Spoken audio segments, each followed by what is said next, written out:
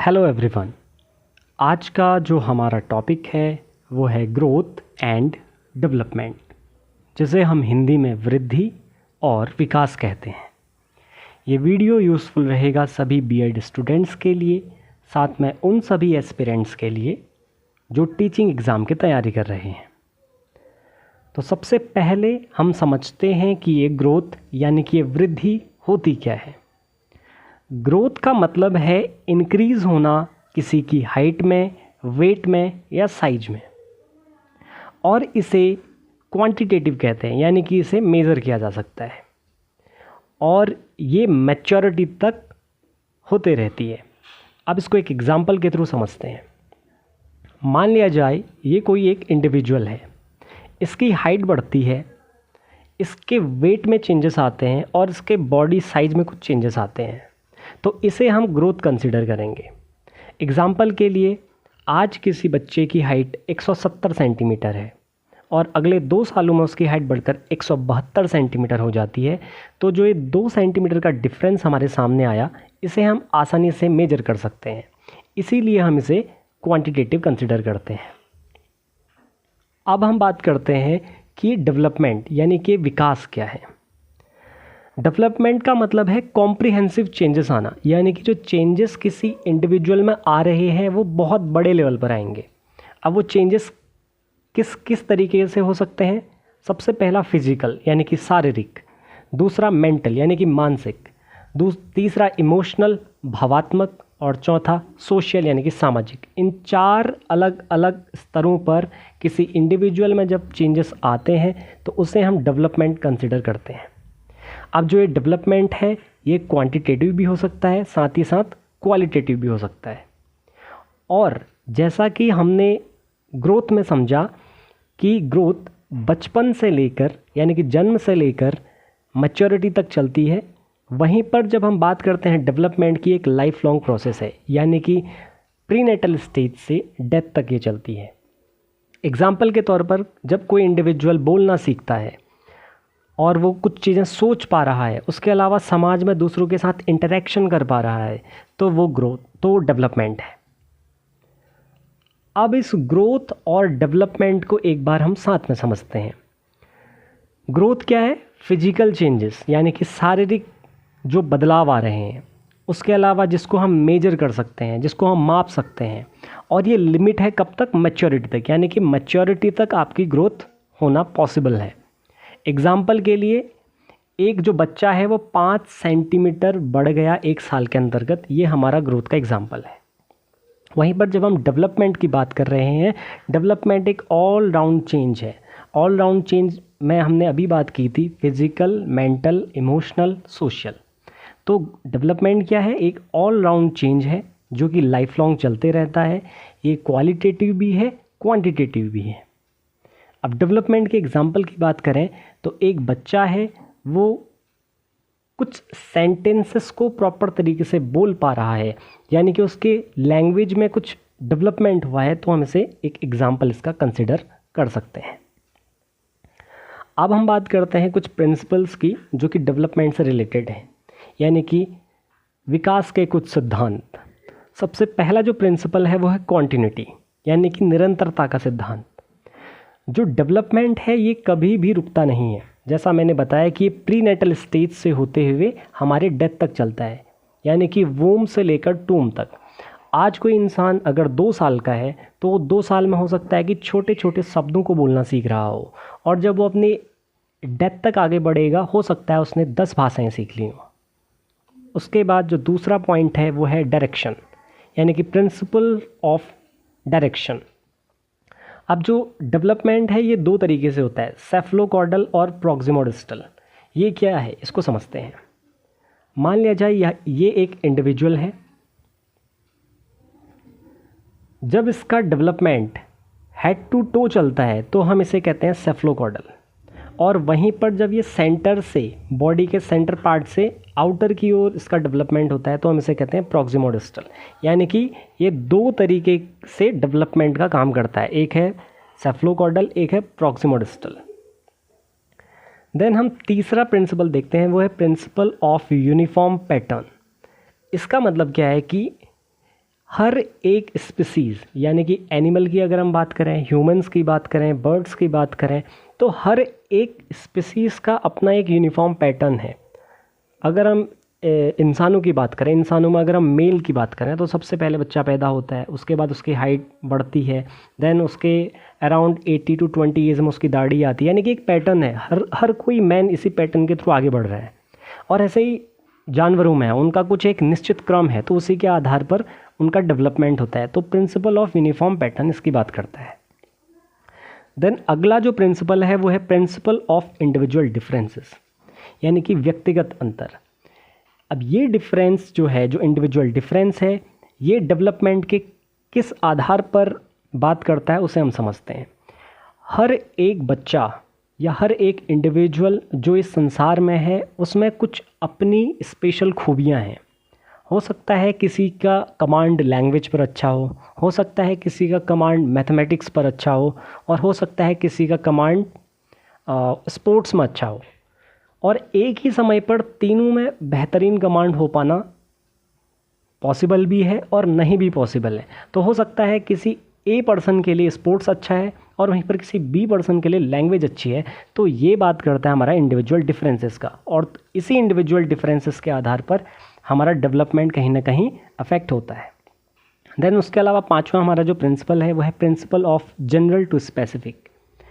इसमें ऐसा है कि जब कोई भी इंडिविजुअल किसी भी एक्टिविटी को सीखता है या समझने की कोशिश करता है तो सबसे पहले उसके जनरल पार्ट पर काम करता है, उसके बाद वो स्पेसिफिक पर आता है।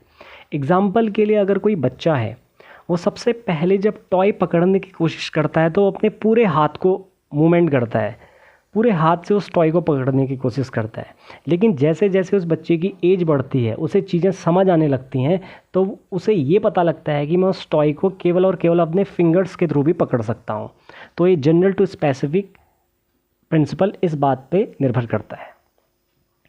देन उसके अलावा अगला है प्रिंसिपल ऑफ इंटर रिलेशन, यानी कि जो ये प्रिंसिपल है इंटर रिलेशन का, ये किस बारे में बात कर रहा है उसे हम समझते हैं।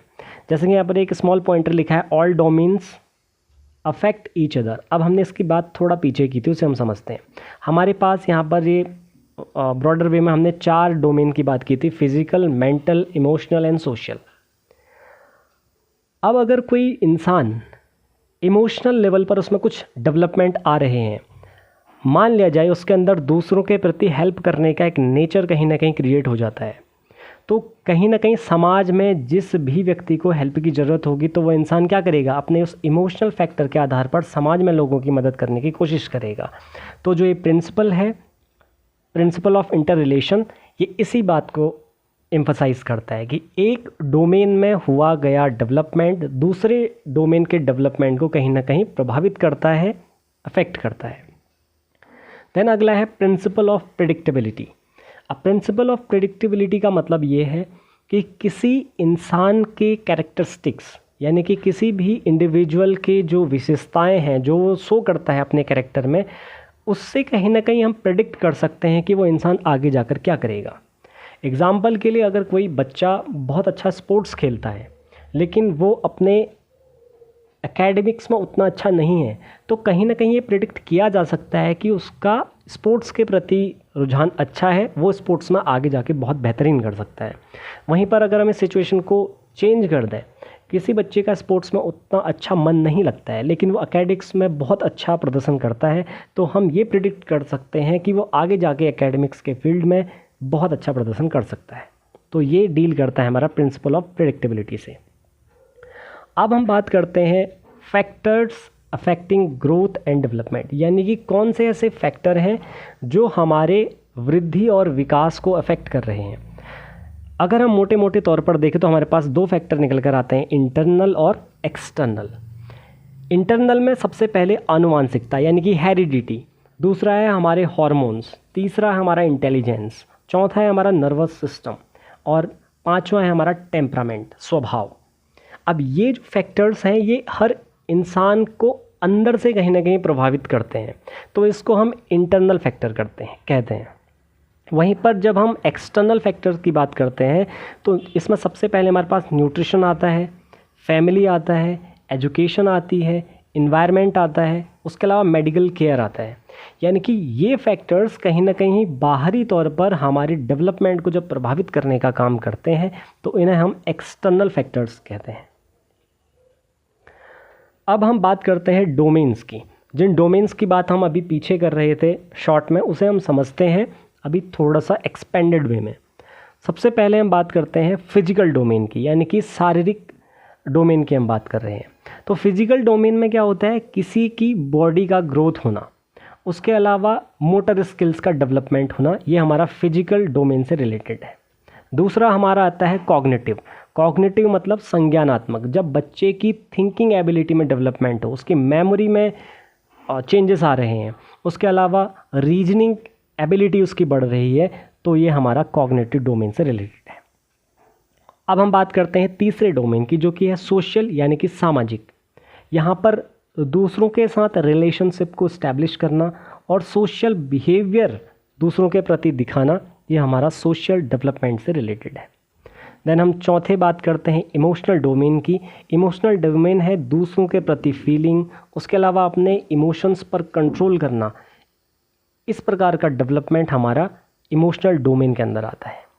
देन हम फिफ्थ डोमेन की बात करते हैं, जो कि है लैंग्वेज, यानी कि दूसरों के साथ कम्युनिकेशन करना, अपनी वोकेबुलरी में इन्हांसमेंट होना, ये हमारा लैंग्वेज डोमेन से रिलेटेड है।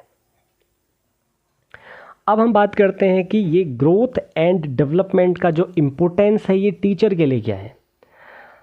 सबसे पहला जो इम्पोर्टेंस है एज एप्रोप्रिएट टीचिंग, यानी कि जब किसी टीचर को अपने लर्नर्स के बारे में ये ज्ञात हो कि उसका बच्चा किस स्टेज पर चल रहा है, कहाँ पर उसे कितनी रिक्वायरमेंट है, तो उसके अकॉर्डिंग, एज के अकॉर्डिंग वो अपनी टीचिंग को कंडक्ट कर सकता है।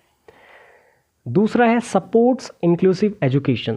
अब हम जब किसी क्लासरूम की बात करते हैं तो हमारे क्लासरूम में वेरियस काइंड ऑफ लर्नर होते हैं। कोई हमारे पास स्लो लर्नर्स होते हैं, कोई हमारे पास गिफ्टेड चिल्ड्रन होते हैं, जिसकी बात हमने लास्ट पॉइंट में भी की है, आइडेंटिफाई स्लो लर्नर और गिफ्टेड चिल्ड्रन। यानी कि हमारा जो क्लासरूम होती है ये वेरियस टाइप ऑफ स्टूडेंट से भरी हुई होती है। तो कहीं ना कहीं हर किसी की एजुकेशन को आगे लेकर बढ़ना और उनकी जो नीड है उसको सपोर्ट करने में कहीं ना कहीं हमारा ये ग्रोथ एंड डेवलपमेंट का कॉन्सेप्ट हमारा काम करता है। देन उसके अलावा तीसरा पॉइंट सेकेंड पॉइंट से कनेक्टेड है कि अगर हम हर किसी इंडिविजुअल की नीड को समझ पा रहे हैं तो ये हमारी मदद करता है बेहतरीन क्लासरूम मैनेजमेंट के लिए।